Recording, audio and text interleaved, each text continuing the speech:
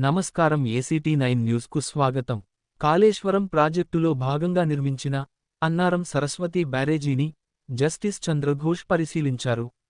మేడిగడ్డ, అన్నారం, సుందిళ్ల బ్యారేజీల నిర్మాణాలపై విచారణలో భాగంగా అన్నారం సరస్వతి బ్యారేజీని పరిశీలించారు.